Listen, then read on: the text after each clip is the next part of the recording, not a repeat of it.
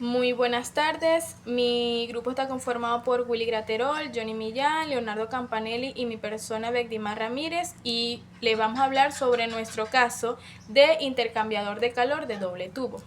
Como características de nuestro intercambiador de calor de doble tubo, en primer lugar se encuentra la configuración geométrica concéntrica, que cuenta con una sección de corte visual para poder demostrar de manera más didáctica el tubo interno dentro del canal externo. En segundo lugar se encuentra la dirección del flujo en paralelo, lo que significa que ambos fluidos van a entrar al mismo tiempo a las tuberías, que sería en la maqueta en los dos tanques que aparecen en la maqueta. Estos fluidos van a entrar por ahí al mismo tiempo y van a avanzar al mismo tiempo hacia de un mismo sentido y una misma dirección. En tercer lugar se encuentra el comportamiento térmico, que nos muestra que la transferencia de calor máxima ocurre al inicio y reduce drásticamente a lo largo del recorrido, lo cual nos lleva a la cuarta característica, que esta no permite que físicamente que el fluido frío salga a una temperatura mayor que el fluido caliente. Y aquí puede ocurrir una duda, que por qué el fluido frío nunca puede ser mayor al fluido caliente. Y esta es porque el fluido en paralelo, como ya lo acabo de mencionar, ambos fluidos van a avanzar al mismo tiempo y obtiene de manera natural el equilibrio térmico, que aquí se estaría aplicando la ley cero de la termodinámica. La transferencia posible que ocurre es cuando ambas temperaturas se igualan. Si el fluido frío se calentara más que el fluido caliente, el calor tendría que empezar a fluir al revés, o sea, del fluido frío al caliente, lo cual, por decirlo así, violaría la segunda ley de la termodinámica. Específicamente, el enunciado de Clausius nos dice y establece que el calor no puede fluir de manera espontánea de un cuerpo más frío a uno más caliente. Y como última característica se encuentra la modularización. Y por último se encuentra la modularidad, ya que el diseño es sencillo, permite conectar varios tramos idénticos en el diseño para expandir el área de transferencia según se necesite. Por ejemplo, si en la industria el tramo de la tubería no es suficiente para enfriar el fluido, este diseño permite conectar codos o acoplar codos en U en el extremo de la maqueta, para conectar un diseño idéntico que el que tenemos en la maqueta justo debajo de ella y así crear un sistema modular en serie de manera económica. Continuando con los usos y aplicaciones, primeramente los procesos de baja carga térmica, los cuales son ideales para transferencia de calor pequeñas o moderadas, donde los caudales no sean excesivamente altos.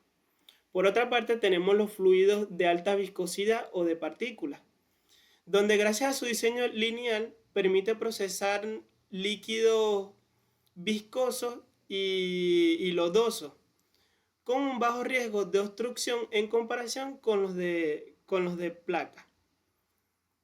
Por otro lado, se utiliza para fines educativos y de laboratorio, ya que este es un modelo estándar para la enseñanza académica y para validar las teorías térmicas y para la validación de teorías térmicas. Y por otro lado tenemos los sistemas de acondicionamiento rápido, ya que este es útil cuando se necesita reducir una temperatura drásticamente de forma rápida, aprovechando el gradiente térmico. Elementos que la conforman. Primeramente, el tubo interior. Este es el tubo que se encuentra en el centro por donde generalmente circula el fluido del proceso, o en este caso el fluido con mayor temperatura. Posterior a eso se encuentra el tubo exterior, que este viene siendo la carcasa o la camisa. Este es el tubo con mayor diámetro que envuelve al tubo interior. Seguidamente tenemos el espacio anular, que esta es la región comprendida entre el tubo exterior, entre el tubo interior y el tubo exterior. Y por aquí es por donde circula el segundo fluido. Por otro lado tenemos las conexiones en T de entrada y de salida, que estos son los puertos mecánicos que se encuentran situados a los extremos para la alimentación de ambos fluidos y en el extremo opuesto para la salida. Y por último tenemos las prensas toperas o sellos mecánicos, que son las juntas que evitan la fuga del fluido hacia el exterior y que críticamente previenen la mezcla entre ambos fluidos. Para entender el rendimiento de nuestra maqueta de flujo paralelo, analizamos 4 variables fundamentales de transporte que gobiernan el intercambio térmico entre el tubo central y el espacio anular. En primer lugar, evaluamos el número de Reynolds, la variable clave de transporte de momento. Nos indica si estamos trabajando en régimen laminar o turbulento. Esto es crítico porque un flujo turbulento favorece la mezcla del fluido y eleva drásticamente la eficiencia de la transferencia de calor. Para cuantificar esta transferencia por convección en la capa límite, nos apoyamos en el número de Nusselt y el coeficiente de película. Estas variables nos permiten medir exactamente cuánta resistencia opone el fluido a ceder o absorber calor en las paredes internas y externas. Luego tenemos la conductividad térmica del material de nuestro tubo central. Esta propiedad de transporte dicta mediante la ley de Fourier la velocidad con la que la energía atraviesa la pared sólida para pasar de un fluido al otro. Y por último tomamos en cuenta la viscosidad del fluido, que es la propiedad que genera la resistencia al movimiento. Es crucial considerarla porque determina la caída de la presión o la pérdida de carga que experimenta el sistema, tanto en el tubo interno como en el espacio anular. En conjunto, estas 4 variables nos permiten dimensionar y justificar el comportamiento térmico e hidráulico de nuestro modelo. Continuando con la exposición, el intercambiador de tubo de flujo paralelo quiere decir que vienen en el mismo sentido. En la maqueta está representado mediante las dos tuberías, la tubería externa y la tubería interna, que es la mínima. ¿Cómo se explicaría esto? Que los fluidos vienen en el mismo sentido, ¿saben? Pero uno viene a una temperatura diferente y el otro a otra. La tubería de diámetro mayor transfiere el líquido con menor temperatura, mientras que la tubería interna de diámetro menor es la que transfiere la energía, en la que transfiere el fluido con temperatura elevada. En este caso se representa así. Porque es la pregunta de que por qué la transferencia de calor ocurre principalmente dentro de eso, tanto por contacto como por convección. Esto es al pasar los dos fluidos al mismo tiempo.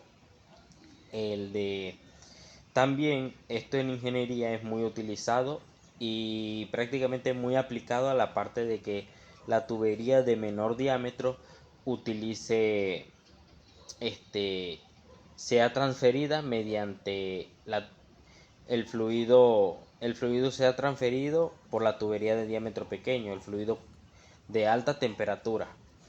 Esto con el fin de ¿qué? Primero, con el fin de la seguridad del personal. Es importante saber que exponer grandes fluidos a gran temperatura pueden ocurrir accidentes mediante el contacto con la tubería, se acerca y prácticamente genera convección y la misma puede quemarlos. Son varios factores, esos son algunos. Y en ingeniería es muy utilizado porque ahí ocurre una gran diferencia de calores y para que el fluido que pasa por el tubo de diámetro grande pueda adquirir algunas de las propiedades pequeñas de la energía que se transfiere de la energía de la tubería pequeña que se transfiere a él, y así evitar accidentes y obtener mayor eficiencia energética, mayor eficiencia de energía térmica. Algunos ejemplos, algunos ejemplos de estos son en la industria petrolera, para el control de fluidos, lodos, etcétera. En la industria de petroquímica es casi la misma, pero ahí se tratan otros fluidos y otras cosas. En la industria alimentaria, precisamente en la pasteurización de leche. En, en los sistemas de refrigeración, el sistema de enfriamiento de esos sistemas utiliza este principio de tuberías para corregir el recalentamiento y etcétera.